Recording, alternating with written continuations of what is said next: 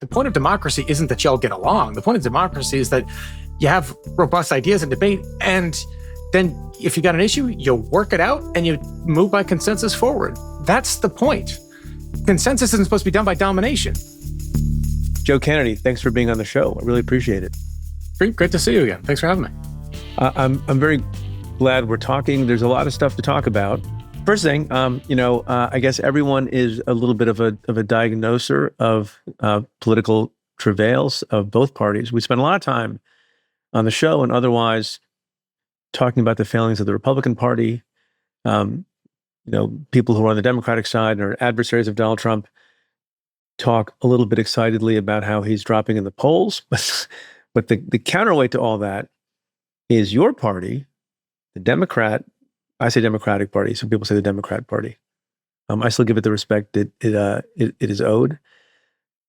The Democratic Party is at some kind of crazy 900-year low in its approval, which is a trick since it hasn't been around for 900 years. You've talked about what you think Democrats are doing wrong. What are they doing wrong? What can they do right? So I think, look, the challenge here is politics to some extent are always in flux. Politics at the moment are in a faster rate of flux than I think a Democratic Party has been able to adjust to. But I would say two things here, right? One, a Democratic Party does need to adjust. And when you do that urgently and critically, I think it is also important to also not throw out kind of the baby with the bathwater here and understand that there's actually something the Democratic Party has traditionally done well and tends and means to focus on. And let's not just throw everything out because of the status of where we are in this one moment. And can we pause on that? Pause on that for a moment. People are going to say, "Why are you interrupting the Kennedy?" You get to interrupt your guest anytime. I know. Joe Kennedy III. We're going to also talk about your family a little bit, if you're comfortable. Adjust to what? Adjust to Trumpism? Adjust to the modern world? Adjust to social media and the difference in how you message and what the platforms are? Adjust to what? Adjust to all of it, right? So look, I think, I'd say two things. One, I think the Democratic Party has been very good, to borrow your analogy here, at diagnosis, and has not been very good at treatment, right? Over the course of the past 20 plus years here. And fits and starts. But diagnosing is telling people what's wrong with them. Treatment is engaging with a patient to actually get better and healthier. And that takes a level of trust. That takes a level of engagement. That means more than just a doctor saying, hey, you're overweight. That's engaging with a patient to put them on a new exercise regimen and not thinking that, hey, if you take some miracle drug, that's going to solve every problem you got, right? There's no Ozempic for this problem. What there is a recognition that politics are changing, that redistricting, as we're seeing today, play out across the country, particularly in Texas. But the impact of money in politics, the kind of prioritization of the urgency of now versus the long-term build and kind of health of a democracy has put Democrats focused on winning the next race in highly educated, densely populated urban centers, which then, given the structure of our Constitution, puts you at a structural disadvantage elsewhere. And it means that we have not been engaging in the longer term kind of conversation that democracy requires and that elections essentially require. You can't show up in the last 6 weeks of an election, tell people what's wrong with them, and expect to win their vote. That's not the way this works. So what do we need to do? We need to do more of that. And that's part of what Groundwork's trying to do, not on, hey, go vote for us per se, but on voters are smarter than that. They understand transactions, and they also understand, hey, who's actually cares about me and my community? And are you focused on trying to make our community better? And if you're focused on that, then we're going to vote.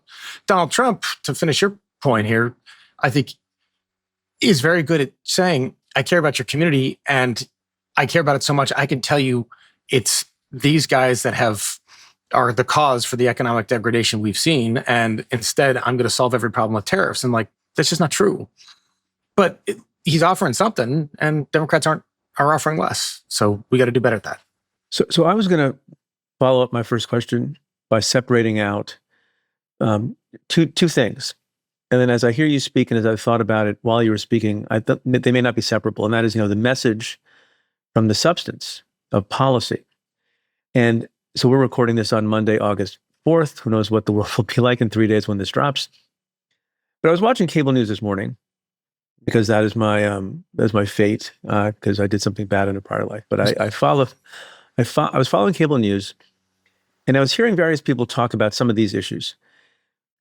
And they were talking about how our apparently Democratic nominee for mayor in New York City, Zoran Mamdani, has used a word. This is Joe Scarborough, who I like very much. Has used a word that is now also being used by all sorts of other Democratic candidates, centrists, and others. And it seems to capture, zeitgeist may not be the right word because we're talking about people's lives. It's not just a sort of a mood or a vibe, as the young people say. And the word is affordability. And the reason I decided not to separate out message from substance is because that's both a message and a policy.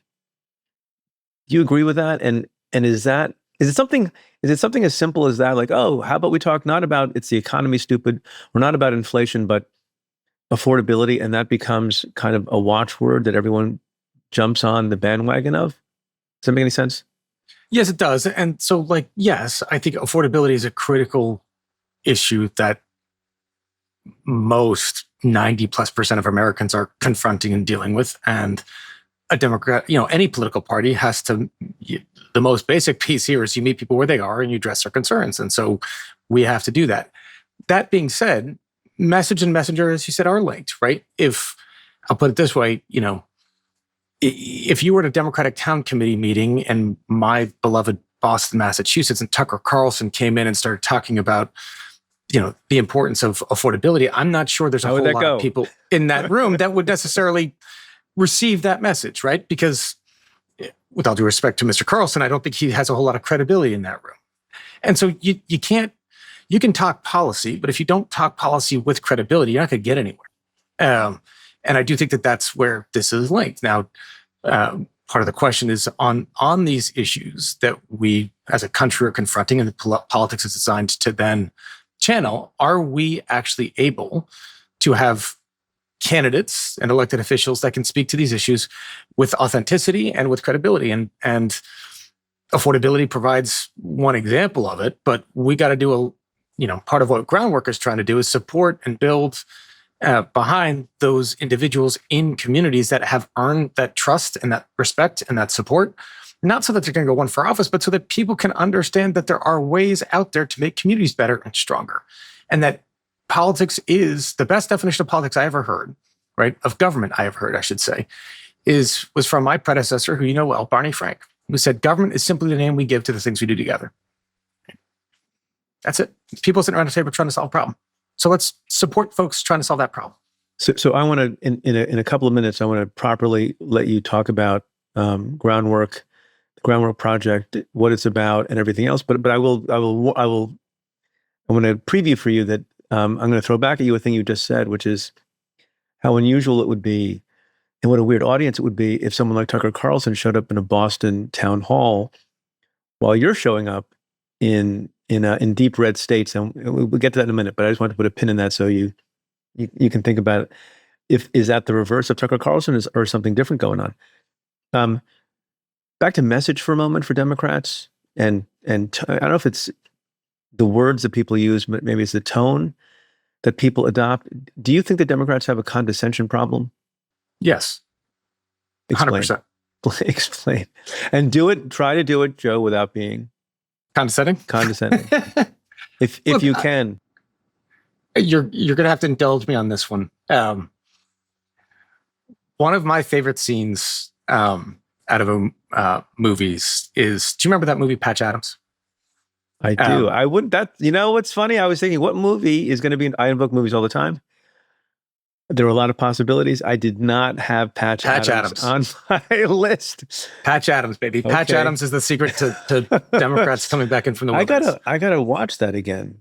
So at the end of that movie, not to spoil it, right? But you've got Philip Seymour Hoffman, you got Robin Williams, right? And Philip Seymour Hoffman is like this genius doctor. Robin Williams ends up being kind of the better doctor, and there's a rivalry between the two of them. And Philip Seymour Hoffman's fine. Philip Seymour Hoffman then approaches him, Robin Williams' character at the end of the movie, and says, I've got a patient, the amazing Betty White, and I can outdiagnose every doctor in this hospital. I know what's wrong with her, but I can't get her to eat. You can get her to eat. Can you help me get her to eat? A couple scenes go by. Robin Williams comes back and says, you want to help her eat? And the scene cuts, and Betty White wakes up in a kiddie pool full of spaghetti. Right? Yeah. Joy on her face, love of life, and back from whatever ailed her before. And I think of that all the time about a Democratic Party, to say, we are so good at running regression analyses, and we got lots of smart people from lots of great universities and think tanks that can tell people what's wrong with them, right? That can diagnose their problems. We have very few folks that can say, hey, how do we help you? How can we help you get better? And diagnosing is obviously a critical component to that.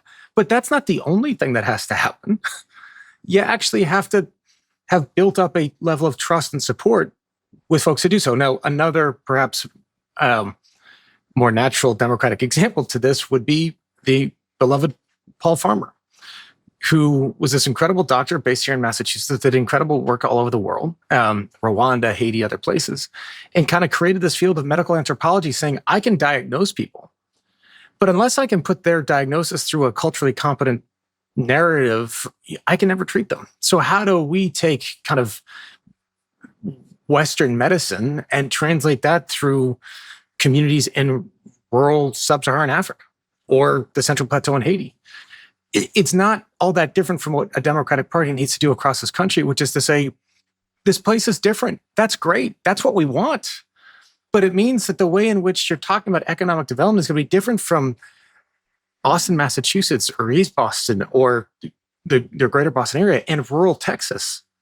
And so you have to have people that are grounded in that community, that have credibility in that community, helping build that vision for what those folks want, not coming in and saying, hey, to a bunch of coal miners in Appalachia, you know what really you should do? Move to Pittsburgh, become a nurse, because it's a higher, more disposable income. No, I don't want to do that. I think you've written about this and you've talked about it. People who are in a hard-up industry that is fading economically know it. They don't need to be told not to do that. Therein lies part of the condescension problem. You mentioned Patch Adams. I became kind of a little bit sad realizing that the two great actors you mentioned met very untimely demise. Betty White, though, still lives, right? That's not the point of the story. But no, I know, yes. I know. But I just was thinking, it's a great movie. Let's talk about the Groundwork Project, and then we'll circle back on the other stuff. By the way, do you say circle back in your common life? I say circle back all the time. Do you say let's circle back so we can level set? Do you say that? I do not. You use combine, level set as often. circle back, and level set. But I do circle back often. Okay, so we'll circle back. Thank you. So the Groundwork Project is super interesting to me, and one of the reasons I reached out to you was because I read a little bit more about that work in an article in the New York Times. Can you explain what that is and what you're doing, not in Massachusetts, but in these other 4 states that we don't really associate with your branch of Kennedy? There's an Arkansas branch of John Kennedy, but that's totally different. What are you doing and where are you? Yes, and I like the good law student, won't fight the hypothetical too hard here, but I will say part of my family history narrative that I'm quite proud of is the part of my grandfather and Robert Kennedy and his brother John, President JFK, and the work that they did through Kentucky and in Appalachia, West Virginia. I mean, it was a West Virginia primary that was so critical to JFK's election in 1960. The fact that there was, and I think from our family's perspective still is, a value in work, right? And an understanding that for folks that, as they say, take a shower at the end of the day rather than before you start, that there is extraordinary honor for that, and that we as a country depend on these folks who built our nation, empower our nation, and continue to run our nation, and that other industries are kind of built on top of it. I just, on one last point there, Preet, my main day job is running a renewable energy company that my dad actually started, and I'm reminded of a stat that somebody told me, which was like the energy industry is about 7% of our GDP, but it's the first 7%, right? Without that, nothing else works. And so if you think of it that way, those folks that are out there trying to find ways to turn the lights on, whether that, yes, from my, would love to have more of that from renewable energy. But at the moment, the folks that are powering that base load, whether that's gas or certain circumstances, coal or nuclear power, without them, the country doesn't work. So let's remember that. And part of what Groundwork's doing is to say, hey, we don't need another set of white papers to tell us what needs to happen in certain communities around this country. We got plenty of those. What you need to do to make sure that people have faith in and can build common visions for their communities going forward is they need faith in people and organizations and the folks that can kind of bring people together. And those oftentimes, in my experience, end up being local organizers. And those organizers aren't sitting there saying, hey, go vote Democrat or vote Republican. They're saying, hey, there's not a creek that was polluted by a chemical company here, and we need their help to clean it up, and no one's holding them accountable. Or there's workers throughout the Mississippi Delta that are being exploited because there's no enforcement of wage and hour laws or minimal enforcement of wage and hour laws or sexual harassment laws in parts of the Mississippi Delta.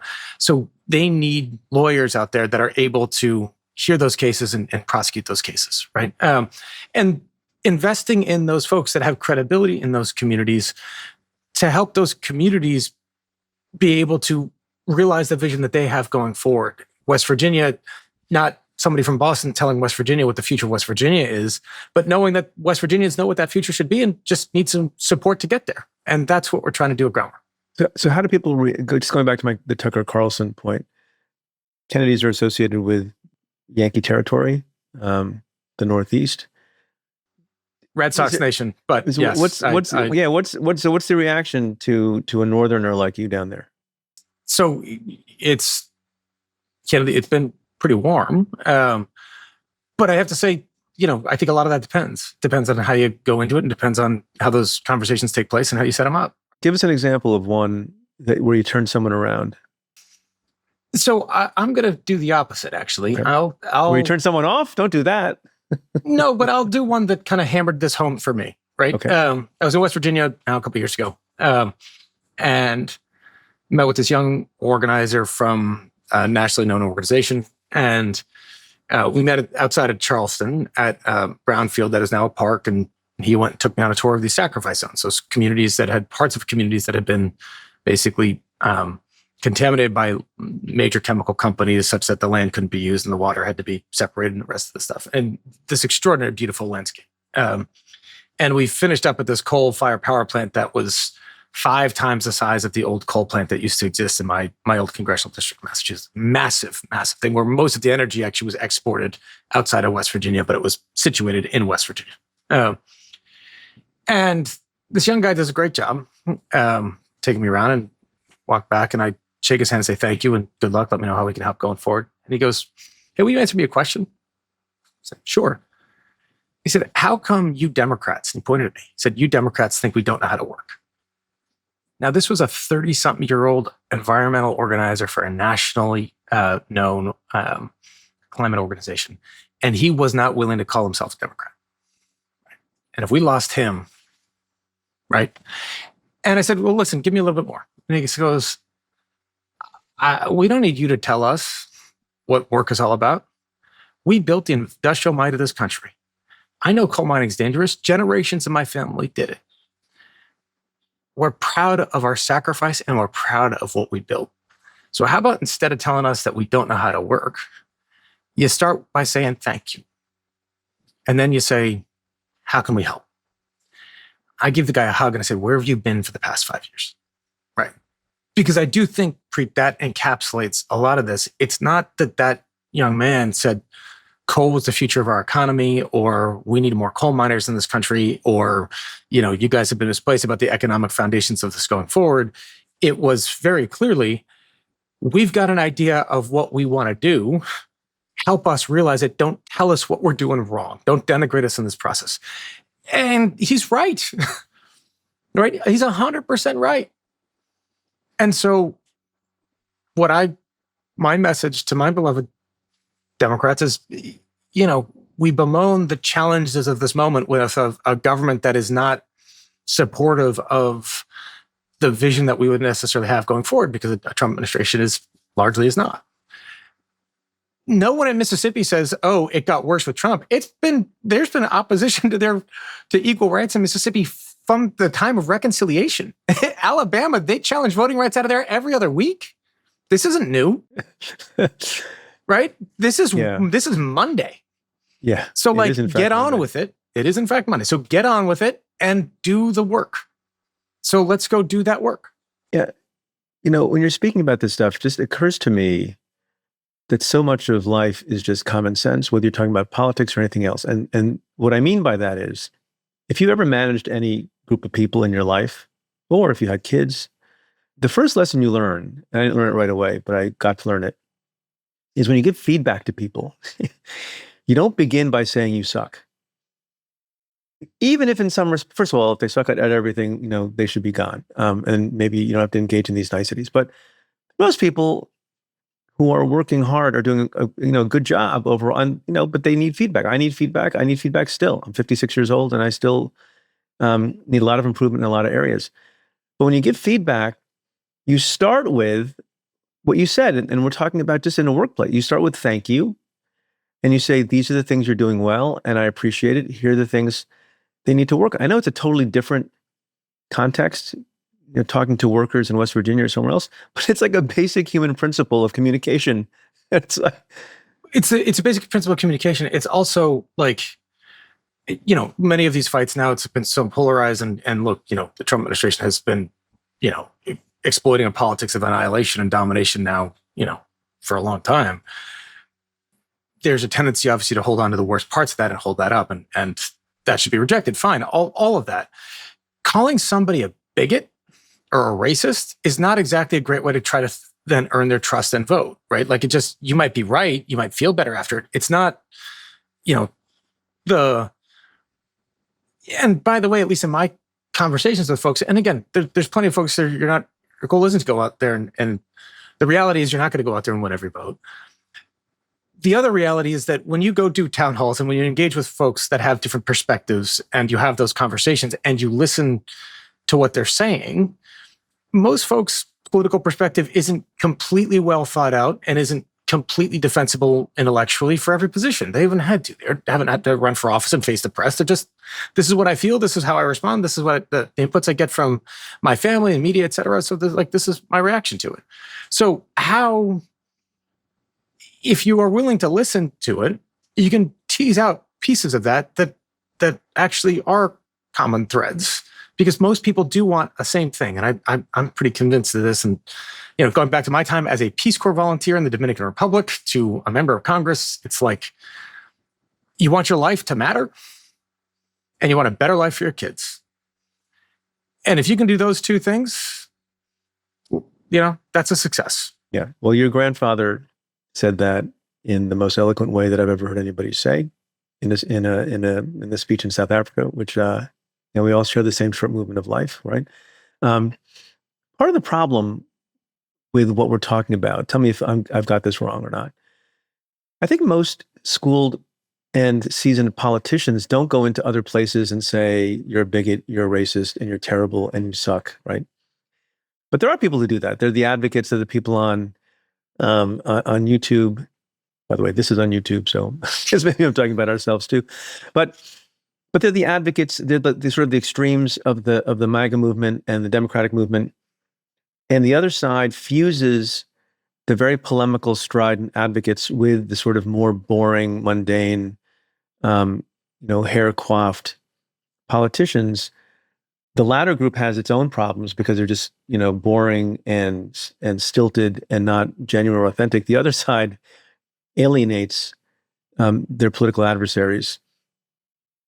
Is there any truth to what I'm saying, that there's a difference? Is it a straw man a little bit? Because I've said what you've said a million times too. It's a bit of a straw man, because I don't think Hakeem Jeffries goes into the South and says, you're all bigots. No, right? He of course does not, right? Yeah. But, right, it is, and by the way, you got to get the groups in line, Joe, yeah. Right? Is that what it is? Most elected officials don't, right? Yeah. And most Republicans don't, if they come to Massachusetts, they don't, Republicans do come here. They come and raise money here. They don't, their message back isn't, hey, you're all a bunch of communists. You're terrible. You suck, right? Like, I don't think anyway. I'm not in those Republican fundraisers. Well, one person does it. I'm gonna finish your answer, and then I want to tell you one person who sort of does it. But, to some extent, right? Like politicians, look, I think the public, at least my experience here, the public knows if you're an elected official, and to some extent, elected officials, like you're a part of an ecosystem, you need votes, right? And so there's always a discounting between what a public figure, elected official is going to say and how people hear it, just because you could be saying the truth, but I also know that like you need something from me. And so there's an element of this that I'm going to discount or that is transactional, whatever else. How this ends up playing out, particularly now, though, is you have, nutballs on the extremes. And there's, extremes on both sides, but I think we see more extremism coming from the right than the left. That ends up being, the way in which in parts of Mississippi, in parts of Alabama, and parts of West Virginia, what people hear about a Democrat, where there is no Democratic competition, is what a Republican says about a Democrat in the midst of a Republican primary contest, which is not saying, hey, this is what we used to think in West Virginia about Nick Rahal, who was a congressman that represented those communities for decades. This is what we think from the most polarizing national Democratic figures. And if you elect so-and-so, you're going to get that. And like, that's just not the case. But that is a tried and true election tactic on either side of the aisle, right? I mean, Marjorie Taylor Greene ends up being, referenced in plenty of places in Massachusetts. She's probably not going to get elected in Massachusetts. My old boss, Chuck Schumer, is in ads all around the country. Yeah, exactly. Republican ads all around the country. And there are other sort of sinister reasons for that as well. Yes. So the person I was thinking of, who doesn't go and call people bigots, but has in recent times sort of had some fun stoking red state versus blue state rivalry in a particular way that I understand and get because I'm from New York. And I live and work in New York, and I'm very proud of my state and very proud of my city, and I think we kick ass. And I think a lot of the statements made about crime in New York City are off, and it offends me, I will tell you, when I hear Southern politicians talk shit about New York, when they have worse homicide issues in their own cities that are just not as productive for the country or for the world, so they should just take a seat. That's my view. I don't say it very often, but I'm saying it here. And the person I'm talking about is Gavin Newsom, who makes the point, and sometimes, people in blue states celebrate this, that it seems to be a sort of rite of passage to talk about the evils of the blue states and the blue cities and the blue city mayors, which are the economic engine of the country, and in the words of Gavin Newsom and others, are the states that provide more money than they take from the government, right? Giver states, having to get lectured by people from the taker states who don't even make enough revenue to pay for the stuff that the government gives them. It's very rich. What do you make of that? Is Gavin Newsom setting the cause back that you're advocating for, bringing us together, or is he making a sound point? I think he's certainly making a sound point. I mean, what you articulate there is true, right? Right. I'm going to get a lot of emails now. I think the observation is accurate. I do think that, it harkens back in my mind to of the myriad fundraisers that I used to do when I was in office. Inevitably, somebody in New York, right, would say, hey, Democratic messaging sucks. There's what's the matter with Kansas? You go out there, you got somebody that's, lower income that's out there that is voting against their Medicaid, it's voting against, raising the wage, voting against their economic interests. If only your message was better, you could convince them to vote Democrat. And look, there's some truth to that part too. But I would then also normally, if I had enough guts, would say, thank you so much. Really appreciate the question. How many of you want me to raise your taxes? Every hand goes up. I'm like, great. You want me to, you are willing to vote against your economic interests. And almost to a person, you think that's an act of patriotism because you're investing in our country. But when a poor guy from Kansas or Kentucky says that they're willing to do the same thing, we think that's because they don't know any better. Maybe that's the case. That's a very interesting point. Yeah. Or it might be that they actually are saying there's other things here that I value than what you say you're going to do with that money. And In fact, I would say, again, Governor Newsom's not wrong. I would also say that there's a second part to that, which is particularly given the way that which Donald Trump has kind of vilified governance and government and what we do together. You have folks from southern states, but from conservative areas that are just saying, we don't want any of that. We want to be left alone. And look, one question that I wrestle with all the time, Preet, that I actually don't know if I know the answer to what a Donald Trump supporter would say to this. And I'm curious about it. But well, we've got millions of them listening in right now. well, there you go. So the question, I don't think so. the fundamental question that our country seeks to address, right? Our founding documents, and again, you never answer this, but it's what do we owe each other, right?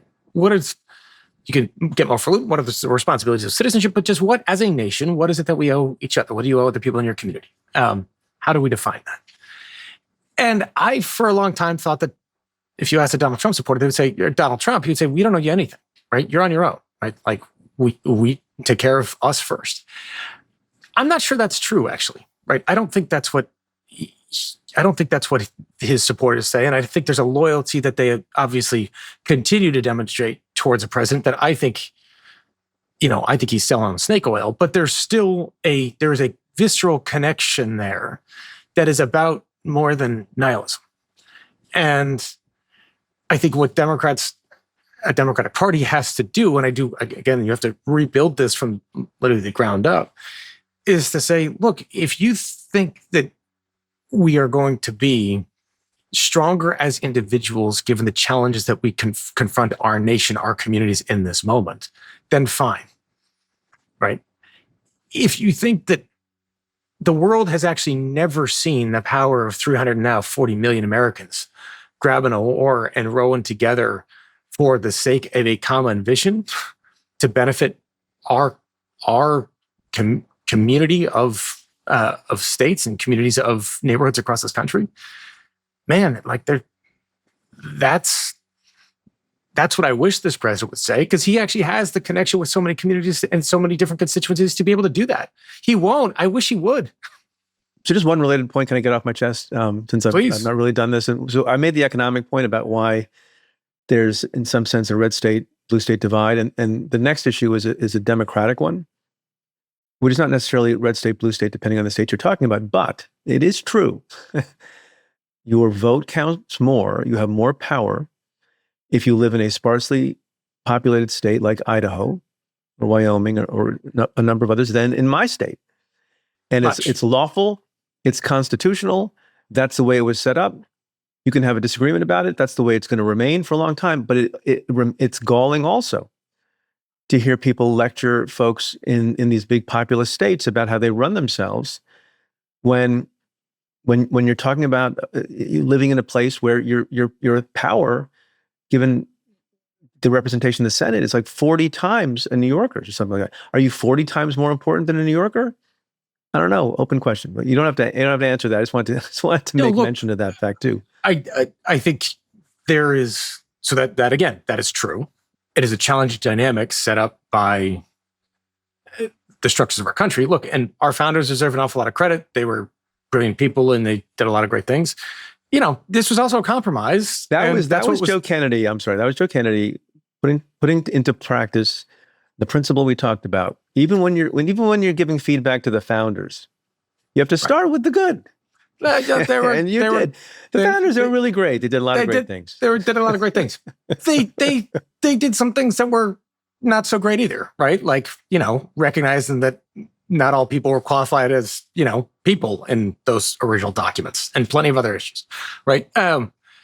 It is one of the reasons why actually moving towards a national popular vote for the presidency, I think, helps invigorate a democracy. Why? Because you could have a Republican candidate that could then campaign in the Central Valley of California, and those votes would matter. Or a Democratic president that could go campaign in Dallas and Houston and San Antonio, and those votes would matter. You could have Republicans that go campaign in parts of Long Island or upstate New York, and those votes would matter.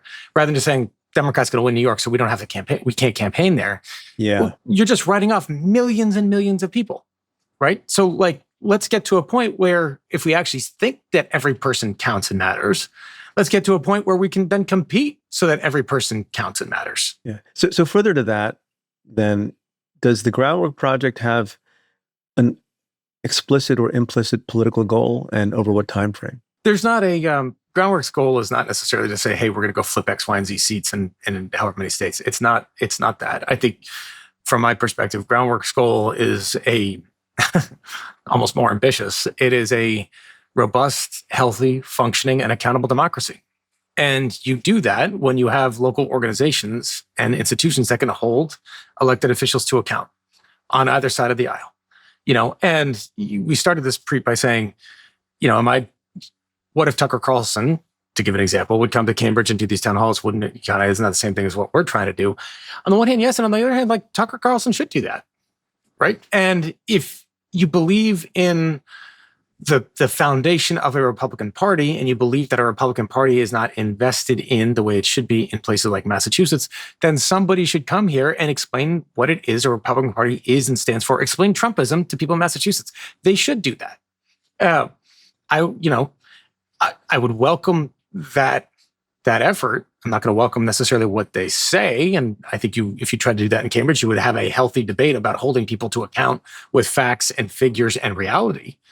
But the fact is that, look, I don't want to live in a place that is, monolithic in their perspective and where there isn't diversity of opinion and experience and background and expertise. Like the point of democracy isn't that y'all get along. The point of democracy is that you have robust ideas and debate. And then if you got an issue, you work it out and you move by consensus forward. That's the point. Right. Consensus isn't supposed to be done by domination. Like Cambridge, Massachusetts. Right. Look, Cambridge has its own challenges in that, right? And it does.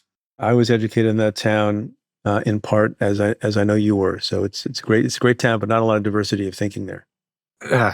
There is a. You can take a buy on that. You don't have to answer it. No, I'm just doing some commentary here as we go along. As I said, the world's most opinionated zip code. 02138, right?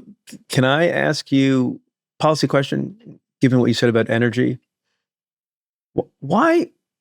And I don't know if this is within your expertise, but I imagine it is. Why does the President of the United States hate windmills so goddamn much?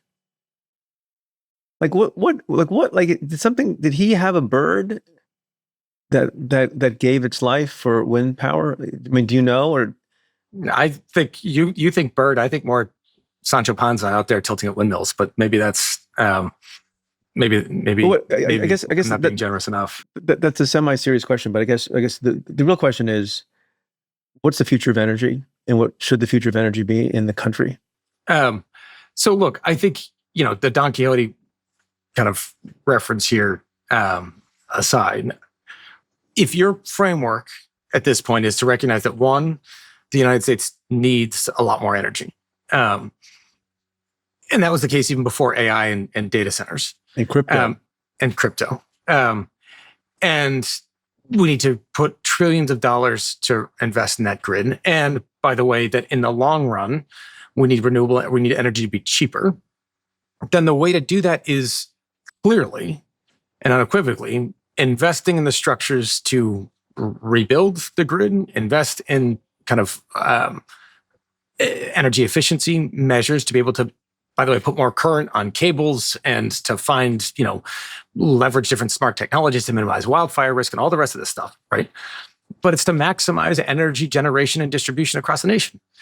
All of a sudden, gutting major sources of potential electricity generation, solar and wind, that are domestic and over time cheaper in order to go long on an extraction-based industry is, again, it's not the dumbest thing he's done, but it's certainly not the smartest. And so, look, what I've heard is that, he doesn't like how they look on the skyline. Like, that's also not his call, right? Like, if local communities across Oklahoma and Nebraska and Texas think, hey, there's a great way here to generate electricity that can provide local landowners economics and economic resources and can help power our nation, then we should do that, right?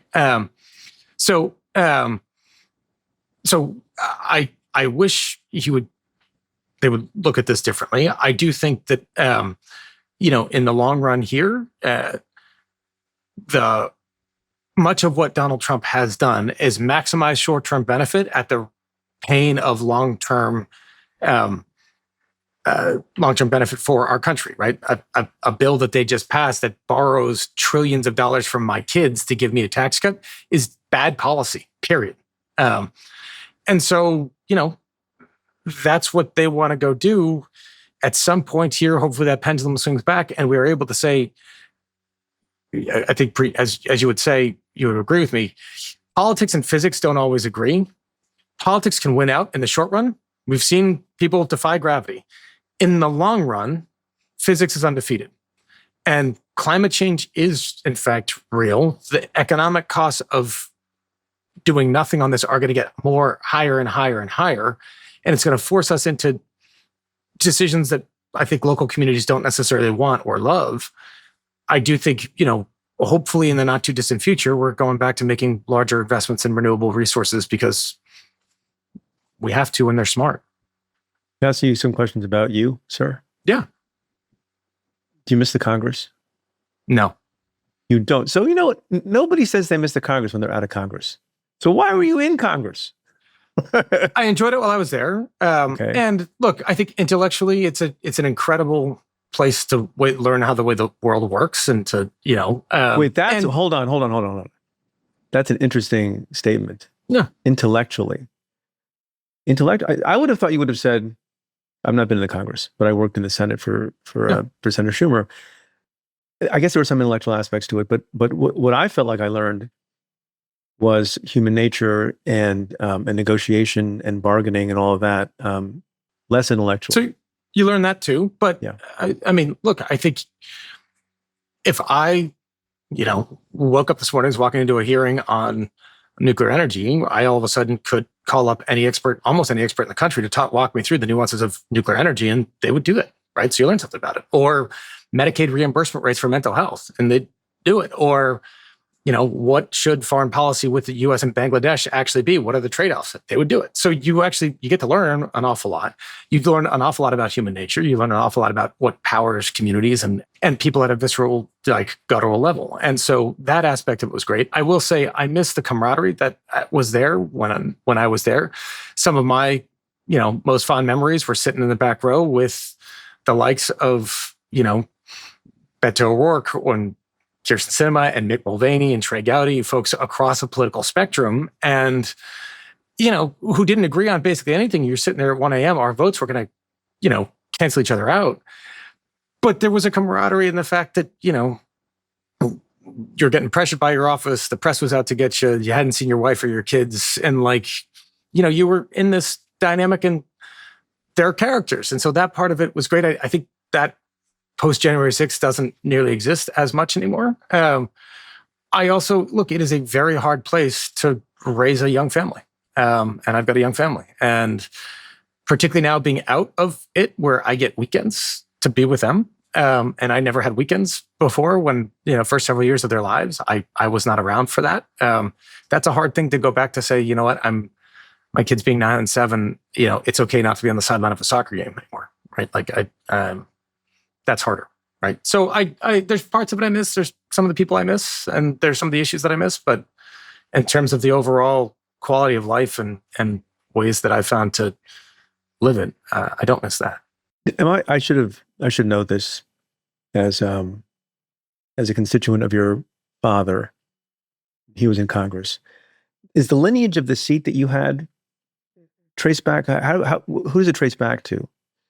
Did Tip O'Neill he had a different seat? Tip O'Neill had my dad, I should say, took Tip O'Neill's seat. So my dad took Tip O'Neill's seat, but yes. not President Kennedy's seat.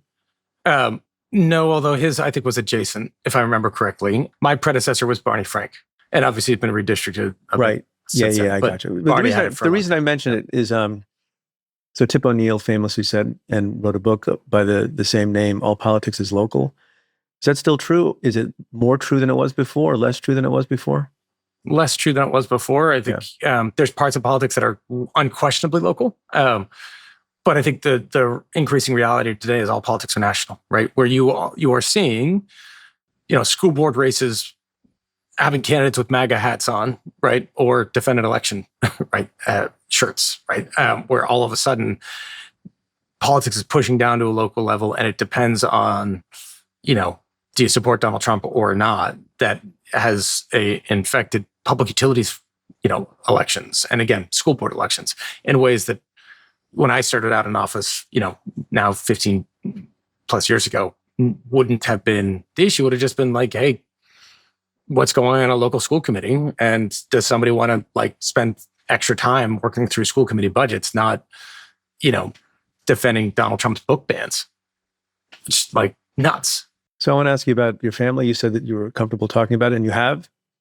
The most sort of governmentally powerful member of your very large family is RFK Jr. Mm-hmm. He's your uncle. Yes. Many members of the family, including yourself, came out against his campaign for, against him winning the nomination for president. So first, what's that like? I have a large family, and I wonder how it would be if a bunch of people came out against Uncle So and So.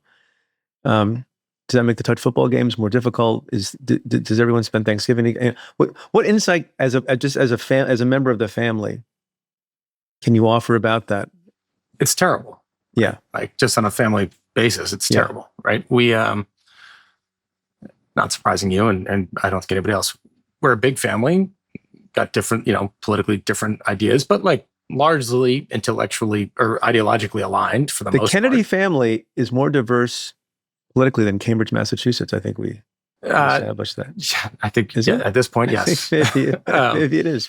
And, I think that, but we've been had a very public life for a long time now. And with that, look, one of the great privileges I've had is to know that no matter what happens, and there's been triumphs and there's been tragedies with our family writ large, but you always had family and you always come together. And no matter what happened, no matter what was happening publicly, you had a thing that you could hold on to that, publicly folks couldn't take away. Not that most people think of it that way, but when you're in a spotlight like that and you've got people taking shots at you, it can feel that way. And you could always rely on family.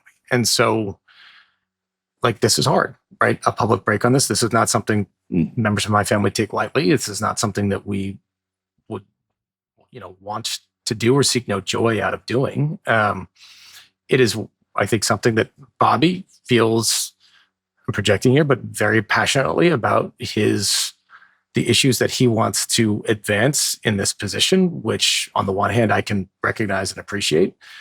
I would say it's going to come at an enormous cost to start.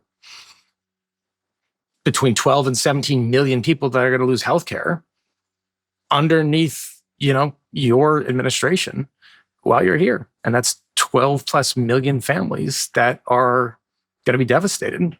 Pay for a tax cut. Yeah, the pro-measles folks are probably really thrilled about all this. But can I just, because it's so fascinating to me, I would imagine that if your uncle was running on sort of a moderate platform, but as a Republican, and you disagreed, on various planks, let's say he was a McCain, the sort of category of McCain, there would not have been the family split, I'm guessing. That there had to have been views, maybe you've already expressed them, that caused you to do a fairly dramatic public break with a member, a bunch of you, the member of your family. What's the thing? Is it this access to healthcare? What's the thing that caused members of the family to take this step or set of things as far as RFK Jr.'s policies go? Preet, I don't want to speak for other members of my family because I don't want to put words in their mouths. But I would say for me, look, personally here, right? I engaged in a race for the U.S. Senate against a Democratic incumbent that had a long-standing relationship with a lot of members of my family, myself included. That put a number of members of my family in a difficult spot. Right. Ed Markey. He's a very decent guy, different perspective on things, fine. But a very decent man. And did have a relationship with a lot of folks in my family. My decision to do that has ramifications on some of those relationships, right? And I have to own that. I think... but did any members of your family support Markey over you? No, publicly? Okay. no, not Right. publicly, but I think no, and grateful for the family support in that. I think I would say that. Thanks, fam. Well, and they have, to Senator Markey's credit and to their credit, they have also recognized this was my decision. There's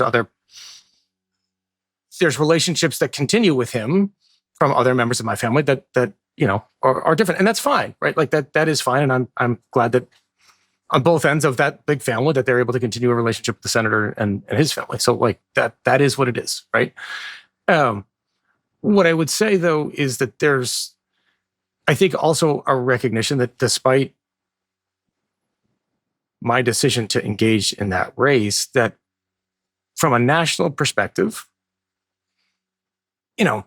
Senator Markey's outlook on and voting record is likely not to have deviated all that far from my voting record. So from the perspective of like, from a nation, like what is that, the differing outcome that comes from me winning that race or him winning that race? Different in style, different in form, perhaps a little bit different in substance, but like on the stuff that a big portion of what matters there, like very, very little difference.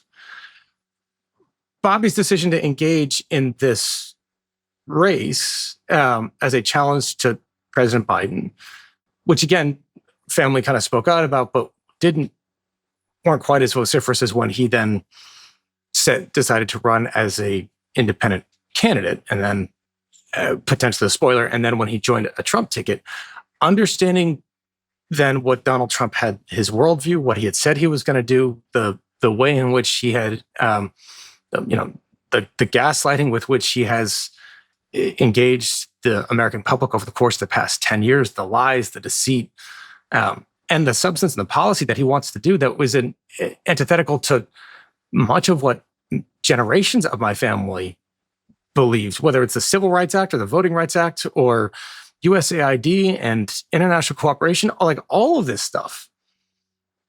Bobby's decision to support Donald Trump's eradication, evisceration of all of that means you're siding with him over this. So like, too much. It's too much. Too much. And, that's a different thing than, the personal aspects of, family dynamics and such. And so, yes, people still,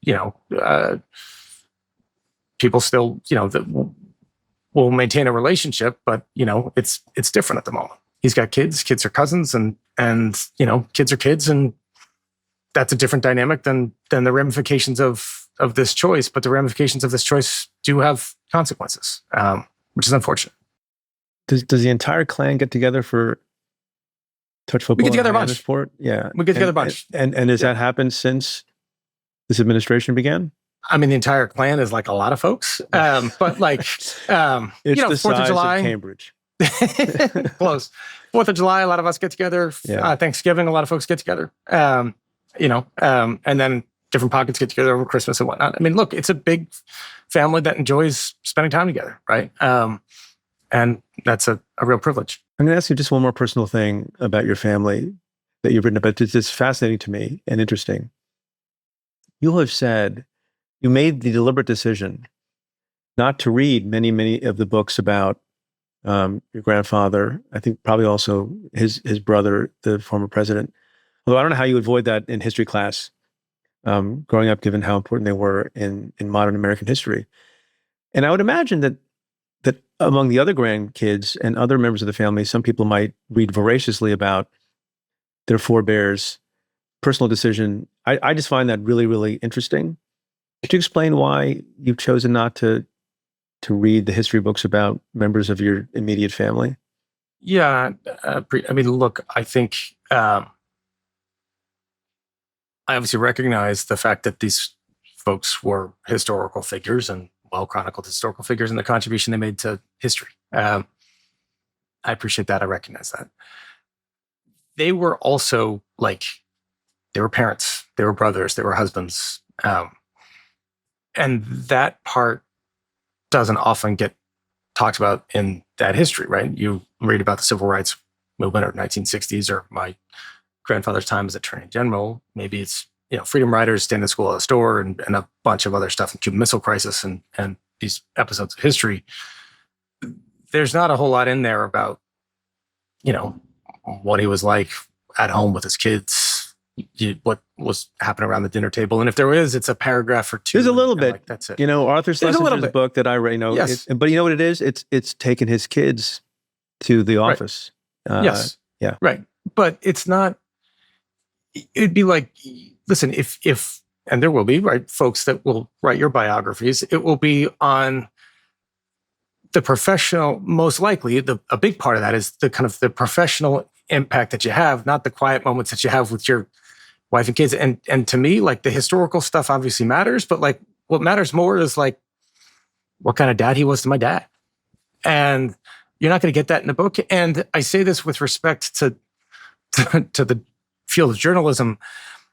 Anybody that writes that has to get it published, and publishers need to make money, right? And so, there's going to be a focus on pieces of this, or a focus by editors and publishers to talk about the stuff that now, as we say, gets, clickbait, rather than the stuff that was like who they actually were.